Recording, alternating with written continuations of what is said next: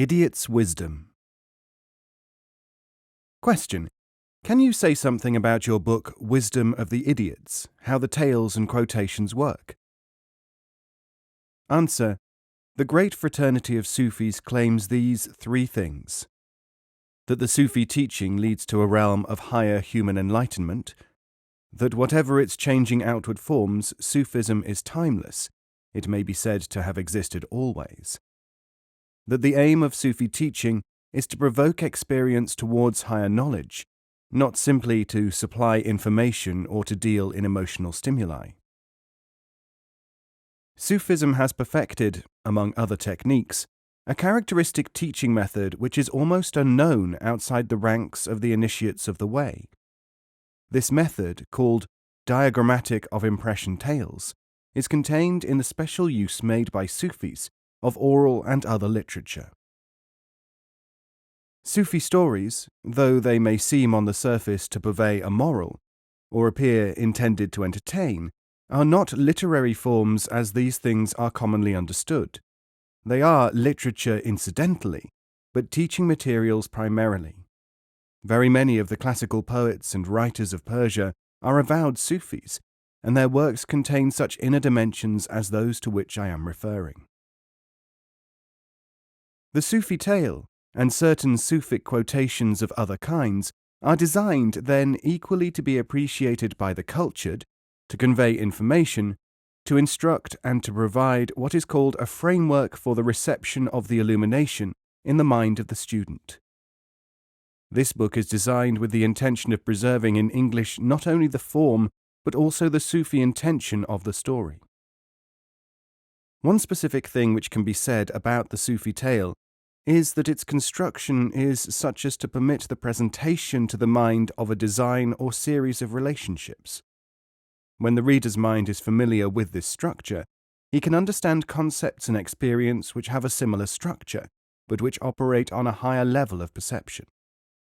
It could be called the relationship of the blueprint to the finished apparatus. This method, according to Sufi teaching, can yield enlightenment to the individual in accordance with his capacity to understand. It may also form an essential part of a student's preparation exercises. The process includes getting beyond the external face of a story without inhibiting the student's capacity to understand and enjoy its humor or other outward characteristics. In Sufi circles, it is customary for students to soak themselves in stories set for their study, so that their many meanings can become available as and when they are useful for their development. This latter stage may at times require the aid of a teaching master to indicate the time and place of such development. It is for these reasons that, in old-fashioned terminology, Sufi tales are said to imprison a priceless secret, which is released by the power of a teaching master. To analyze these special tales deprives them of their instrumental value, just as taking a hammer to pieces would mean that it would cease to be a hammer. The tales have been used from immemorial antiquity as the bearers of knowledge and the instruments of understanding, but they have to be experienced aright. Here is one of the few which help in this experience, and no more can be said about the matter. The journey. A man was on a journey with a Sufi teacher when night fell, and both were tired and hungry. The master asked at a humble house for food, and the tenant, a poor man, gave them everything he had. In the morning, the Sufi said, "Blessings upon you and your house," and the two travellers started on their way. After they had gone a few steps, the disciple said, "We have surely not recompensed this man for his generosity. Could you not give him more than a mere blessing?" "He has had enough. More would not be better," said the master. But the soft-hearted disciple hung his head, and with as much politeness as he could exercise, he insisted that all are bound to do all they can for others. "Very well," said the Sufi. "I shall let you see what happens."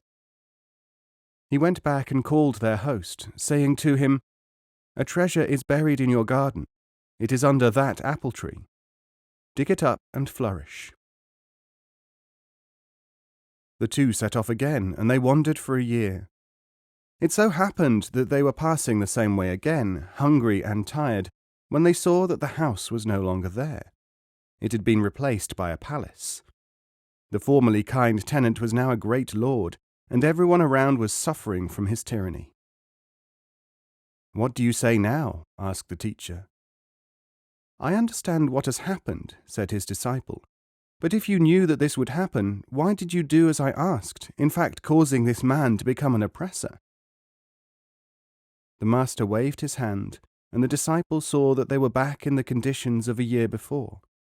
No trace of the tyrant remained. They were looking at the smiling face of the humble cottager, waving them goodbye.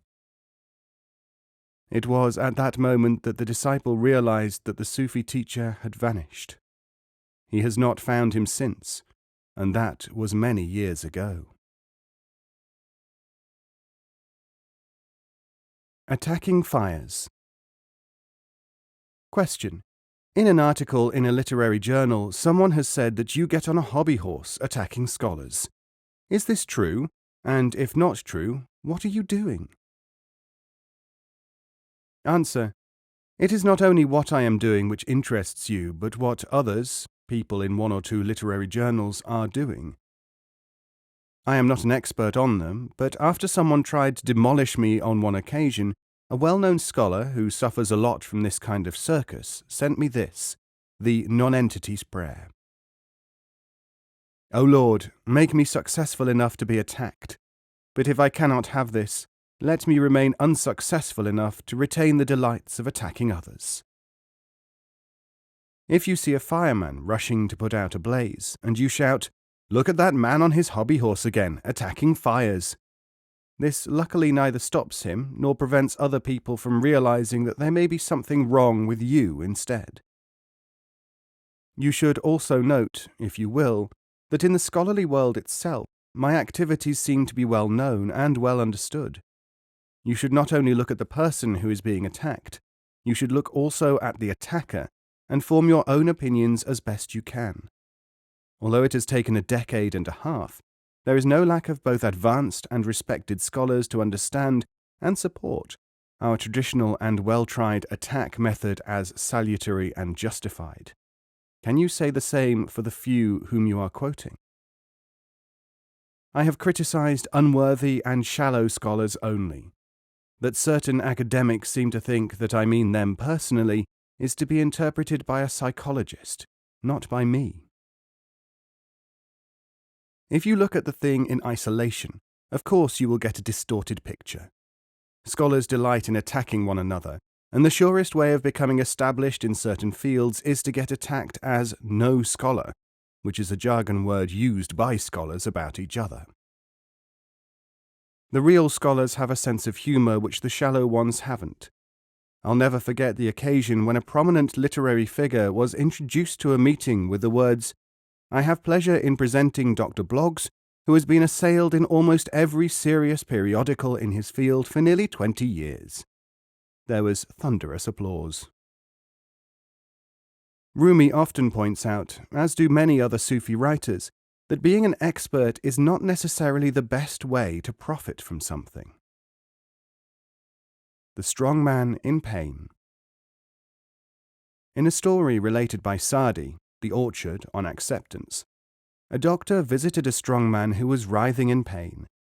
His opinion was that since the man had been eating vine leaves, it would be surprising if he lasted the night. But, continues Sadi, it was the physician who died that very night.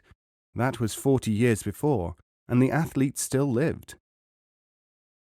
Scholars and specialists have the problem that subjectivity can affect their thinking. Like the doctor, they may themselves suffer through their lack of knowledge, for it seems unlikely that the physician suspected that his own death was so near, in spite of being so confident about the death of another. The Prophet Muhammad is reported to have said that the ink of the scholar is holier than the blood of the martyr.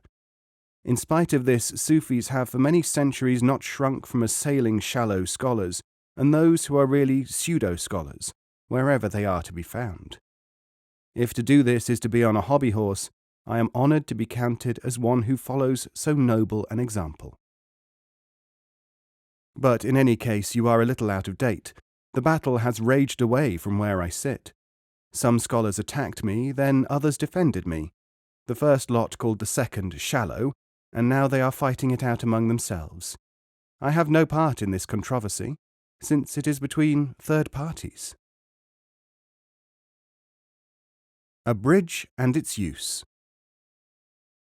It will seem improbable, yet it is no exaggeration to say that people ignore, are unaware of, or even sneer at materials which could be their only hope of escaping from circular thinking. I have learned more from people, things, and ideas which are by many considered irrelevant, slight, or even worthless, than from much more advertised and crudely emphasized materials. People who cannot or will not approach these sources of knowledge may accept them when they have been put in a manner which they are prepared to accept. This indicates the serious limitation on learning imposed by so many people's refusal to look at anything which seems to them to be unsuitable, judged from its outward face. But this is only the first part of a process. You can popularize or make palatable, but at some point you must direct attention to the original thing. If we have to act as a bridge, we must fulfill the function of a bridge, which is to conduct from one side of something to another side. Dimensions of a foot.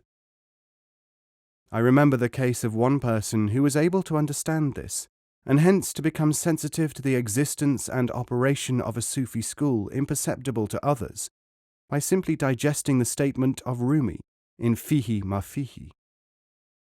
I am a shoemaker with much leather, but I do the cutting and the stitching according to the dimensions of the foot.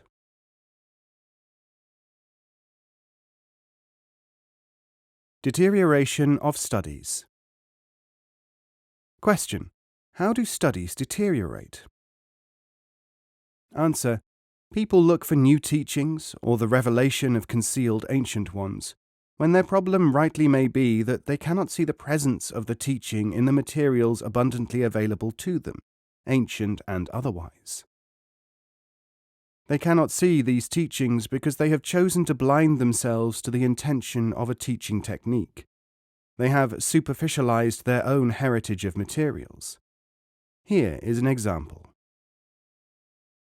Many people are impressed by the example that if they look at something for half a minute, they will find their attention wandering.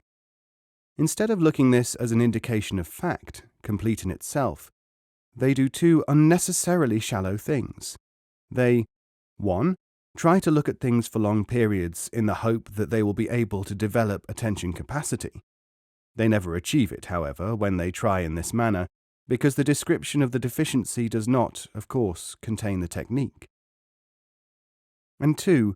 Immediately assume that the person who drew their attention to their lack of attention is able to supply them with a method or system whereby they can remedy the situation. They seldom seem to imagine that if a man says, "This door is splintered," he does not necessarily know how to mend it. These people have lost the versatility of thinking which was the hallmark of ancient teaching. They have idolaterized ideas by making omniscience resident in illustration. This is exactly what a totemist does.